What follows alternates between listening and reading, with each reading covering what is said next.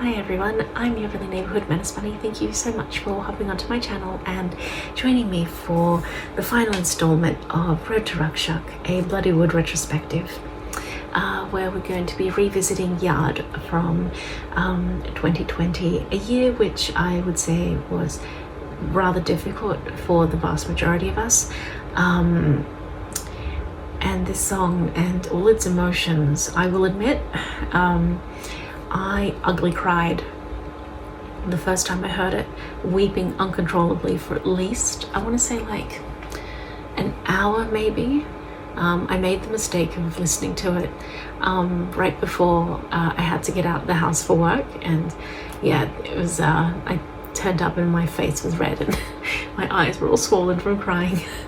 But it is a beautiful song about loss and about holding that memory of those people who you've loved and lost over time still close to you, and how that love and that care is everlasting, as are the lessons that they taught you like during their time on this planet.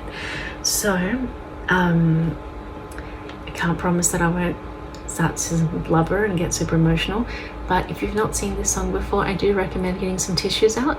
We're going to jump straight in. As usual, the cards for the original song will be up here. It's a wonderful song. Let's get straight into it. And this is Yaad.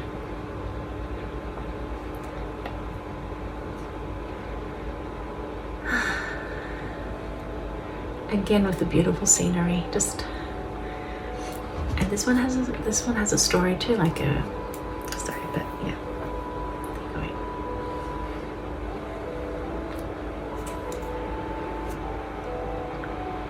Now it comes in with.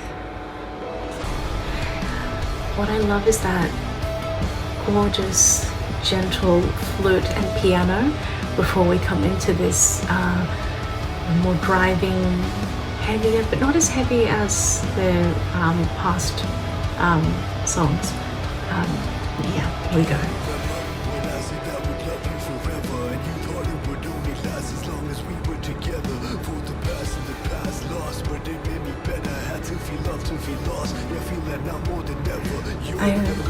Like Raul's tone here is so gentle and very heartfelt.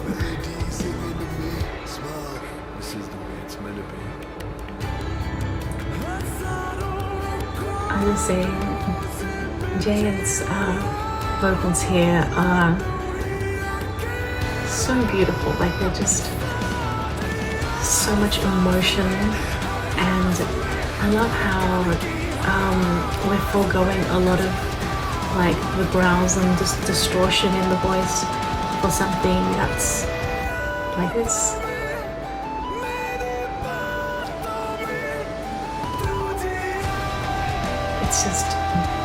It's powerful and emotional and very crisp and clear, and it really demonstrates his range, especially when we hit this note here.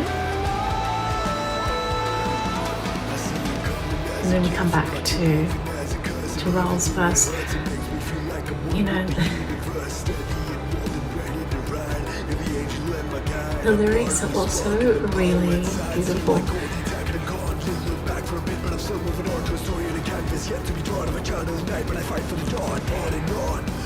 And it's just very,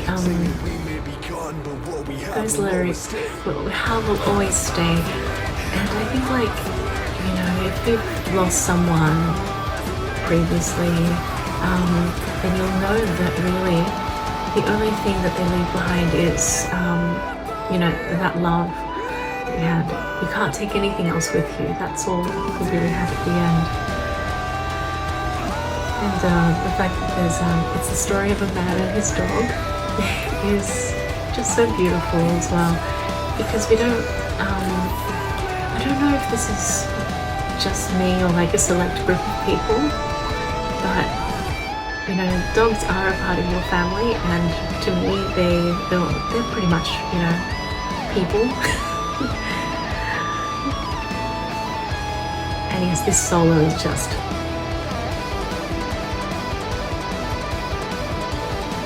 passage of time.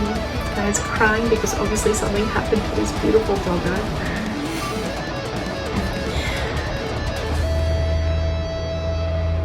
And after that epicness, we're now going to come back into this slow gentleness.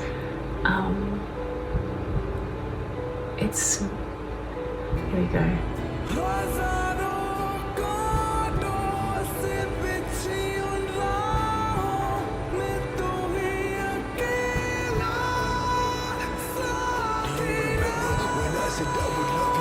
I'm happy. Sorry.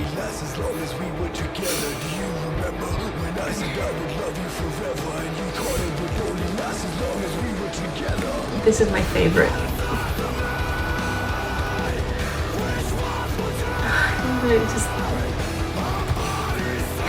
Sorry. I don't know what it is about those lyrics and just the rough, like it's so raw.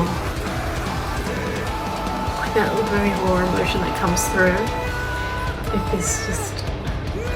this voice,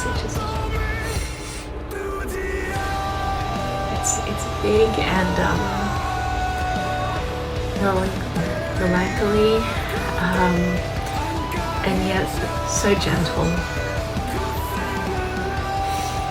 And it's just complemented by like all these little touches of traditional Indian music, instruments, despite the fact that it's mostly modern music. You know, I think that also really allows for the vocals and the flute to really stand out. And it makes it very different to the other Bloodywood songs that we've seen before. And yeah, that's Yaad. A beautiful song written by these wonderful dudes. I'm just gonna stop it there.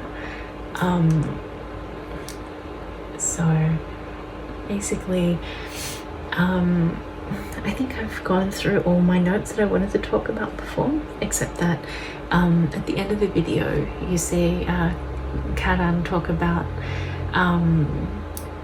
the meaning of the song, and that basically what they've done is that they've taken some of their earnings from their European tour as well as Patreon, and they raised money for an animal shelter, so that, you know, all these homeless dogs, which is a problem in India, so that they can be rehomed and helped out with medical care and all the rest of it. And again, just showing how these guys, like, I don't know many bands that would do that, let alone an independent band that would give back like that. And again, it just makes these guys, like, it makes them even more special in my eyes. And additionally, just everything that they've done with this song, like, these guys do everything. They film the video, they mix the music, they write the music, they perform, they do everything. And they're so hardworking, and on top of all that hard work that they do, then they find time to give back to their community. And I just think that's so beautiful. And I also love that they love dogs because well, you know, I love dogs. So I guess one of the reasons I get super emotional with this song and the dog motif is because I lost a very special papa in 2017. So this is my Mosasaurus Rex. He passed away from thyroid cancer, and he was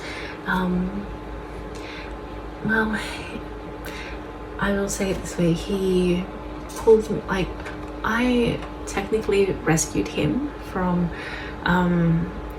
you know, an animal shelter, but I think the truth is that, and it's going to sound so cheesy, but he actually rescued me. He came into my life at a time when I was dealing with a lot, and I had lost a lot of sense of safety and a lot of sense of you know, who I was, and he helped me through. He helped me navigate through some of the hardest years of my life, and sorry, it's happening again. And that's why a song like this, it always brings it out. And I play this song every El Dia de los Muertos, as well as Monsi's death day. You know, when I light a candle for him, because it's almost like I feel like there's this connection between my beautiful doggo, this song, and remembering him, even though he wasn't around for this song. There's a whole bunch of other songs, but like they're more personal, and things that I, you know, sing to him at his gravesite on those days. So yeah, but yeah, sorry, I didn't mean to, like, I did not want this to happen, so sorry. Anyway, I did want to make one final note about this band, and that is that they would be considered Indian folk metal, right? But because of Rahul's rapping, a lot of people would think that this is actually nu metal. But I don't really see, well, okay, so in Y2K, when nu metal was out, most of the bands, with the exception of, I want to say, Linkin Park, most of those bands were very laden with, I guess, machismo and a lot of tough guy stuff, and it didn't have that heart that, you know, came through with bands like Linkin Park, and now with bands like Bloodywood. But I think Bloodywood is completely unique. Some people might say they're Indian folk nu metal, I guess, but what stands out is that their message is always one that is sincere and from the heart, and always with this need to do good in the world. And I can't thank them enough for what they do. These songs mean a great deal to a lot of people. They help a lot of people heal and get perspective, and help them through rough times. It's what makes them so special, and why I'm so happy to always support them and bring on that hype train for them.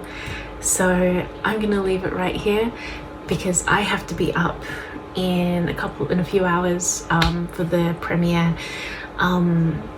So yes, I'll be getting up at 4 o'clock in the morning to watch it. I will record myself so the next thing you'll see from me is a reaction to their brand new video, Dana Dan. And then after that, once the album actually drops on the 18th, I'll be listening to the whole thing through and providing a review of what I think, I hope. Anyway, thank you so much for all my subscribers, new and old, for joining me on this journey, and for you, if you're just joined us, for hanging out with me and doing all this. And as usual, to my Raj Posing fam, much love. That's the other thing that Bloodywood have done. They've created this community around them, which is so supportive and so beautiful in so many ways.